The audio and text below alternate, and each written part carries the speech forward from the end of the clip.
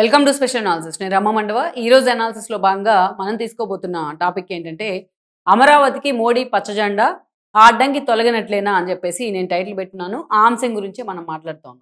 ఈరోజు మనం చూసినట్లయితే అమరావతి గెజిట్ నోటిఫికేషన్ సంబంధించి రకరకాల వార్తలు వస్తూ ఉన్నాయి.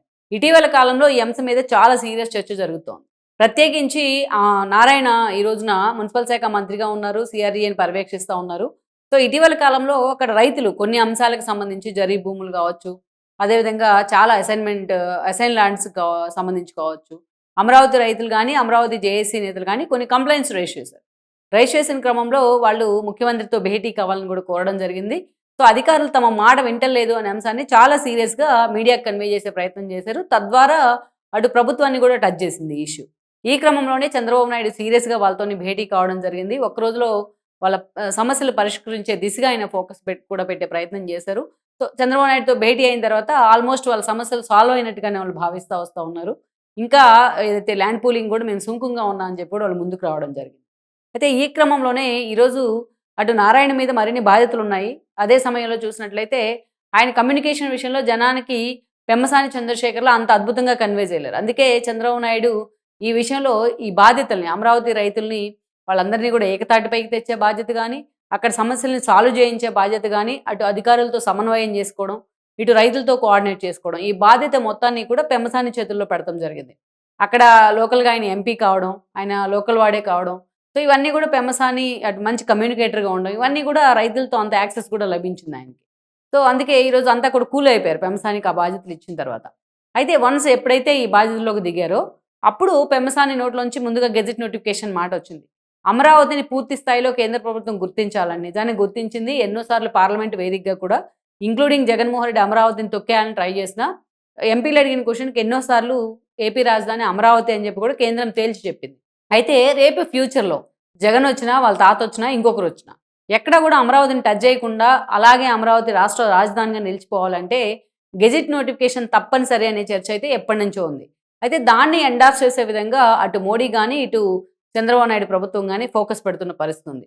ఈ క్రమంలోనే త్వరలోనే అమరావతి గెజిట్ నోటిఫికేషన్ రాబోతోంది అని చెప్పేసి పెమ్మసాని ప్రకటన చేయడం జరిగింది. ప్రకటన చేసిన తర్వాత సో అమరావతి రైతుల్లో కొంత ఊరటనిచ్చే అంశం ఇది. అయితే దీనికి సంబంధించి కొన్ని ఎక్స్పెక్టేషన్స్ కూడా ఉన్నాయి. ఎప్పటిలోపు రాజముద్ర పడుతుందా అనేసి రకరకాల ఊహాగానాలు వస్తూ ఉన్నాయి. అయితే మొన్న జరిగిన ఇటీవలే ముగిసాయి.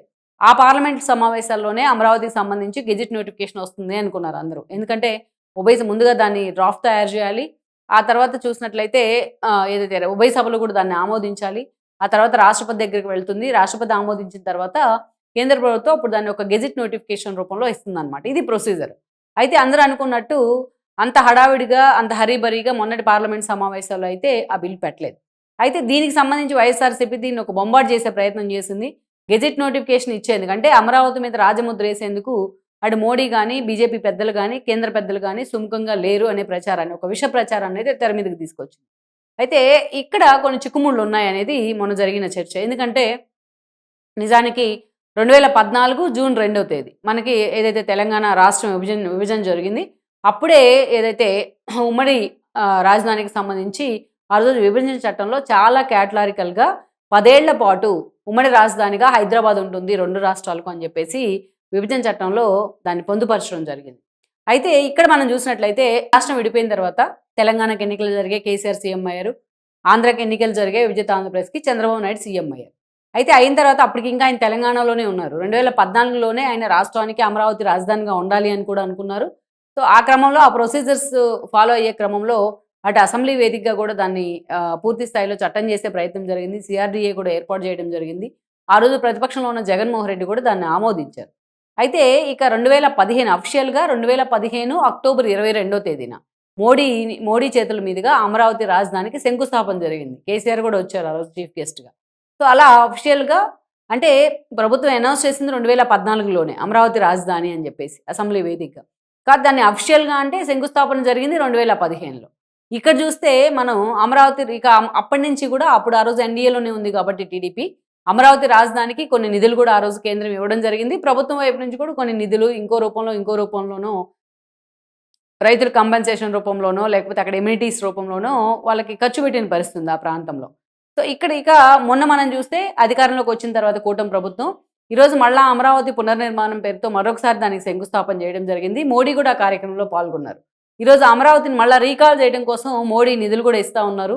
అటు వరల్డ్ బ్యాంక్ మీద కూడా ప్రభుత్వం ఫోకస్ పెట్టిన పరిస్థితి. ఇక్కడ ఒక ప్రాబ్లం ఏమైంది అంటే గెజిట్ నోటిఫికేషన్ ఇవ్వాలి అంటే ఆల్రెడీ మొన్నే అయిపోయింది మనకి 2025లో అయిపోయింది. మొన్న చూసినట్టయితే జూన్ 2వ తేదీకి. సో అప్పటికే ఆల్రెడీ 10 ఏళ్ళు హైదరాబాద్ రాజధాని అన్నారు కాబట్టి, అయితే హైదరాబాద్ రాజధానిగా 10 ఏళ్ళు ఉండాలి. అది విభజన చట్టంలో ఉంది కాబట్టి, మరి అమరావతి ఎప్పటి నుంచి సెలెక్ట్ చేసినట్టు అనే క్వశ్చన్ వస్తుంది. సో అలాగైతే ప్రాబ్లం అవుతుంది. అమరావతికి రేపు మొన్నటి నుంచి 2025 జూన్ 2వ తేదీ నుంచి తీసుకున్నారనుకోండి, మరి గతంలో అమరావతి మీద కేంద్ర ప్రభుత్వం ఖర్చు పెట్టినా, రాష్ట్ర ప్రభుత్వం ఖర్చు పెట్టిన నిధులన్నీ ఏమైపోయినట్టు అనే క్వశ్చన్ వస్తుంది. మళ్ళీ అది రేపు ఉదయం ఎవరొకరు వస్తే లీగల్ ఇష్యూస్ కూడా కారణం అవుతా ఉంది. అందుకనే దీని మీద అసలు ఏం డెసిషన్ తీసుకోబోతుంది ప్రభుత్వం అనేది ఒక చర్చ జరుగుతున్న క్రమంలో కేంద్ర ప్రభుత్వం రాష్ట్రాన్ని కోరింది. దీనికి సంబంధించి ఎప్పటి నుంచి మేము రాజధానిని గుర్తించాలి, అమరావతి రాజధానిని. సో దీనికి సంబంధించి మీరు ఒక డ్రాఫ్ట్ నీట్గా తయారు చేయండి, దాన్ని మాకు పంపండి, దాన్ని పూర్తి స్థాయిలో స్టడీ చేసిన తర్వాత మేము పార్లమెంట్లో పెట్టే ప్రయత్నం చేస్తామని చెప్పి కేంద్రం నుంచి రాష్ట్రానికి ఒక సమాచారం అందింది. సో రాష్ట్రం ప్రభుత్వగా పూర్తి స్థాయిలో ఆ అంశం మీదే ఈ రోజున గెజిట్ నోటిఫికేషన్ ఎలా ఉండాలి, దాని డ్రాఫ్ట్ ఎలా ఉండాలి అనే అంశం మీద స్టడీ చేస్తూ ఉన్నారు పలువురు ఐఏఎస్ అధికారులు. ఈ క్రమంలోనే ఈ చిక్కుముళ్ళన్నీ కూడా తొలగిపోతాయనే చర్చ ఉంది గత 10 రోజులుగా. లేటెస్ట్గా దీనికి సంబంధించి పెమ్మసాని చంద్రశేఖర్ ఒక కీలక ప్రకటన చేశారు. ఆయన అందరి డౌట్లు కూడా పటాపంచలు అయ్యేలాగా 2014 నుంచే అమరావతిని గుర్తించారు. సో 2014 నుంచే అమరావతిని రాజధానిగా గెజిట్ నోటిఫికేషన్ ఇవ్వబోతున్నారు అని చెప్పేసి సో ఆయన ఒక క్లారిటీ ఇచ్చే ప్రయత్నం చేశారు.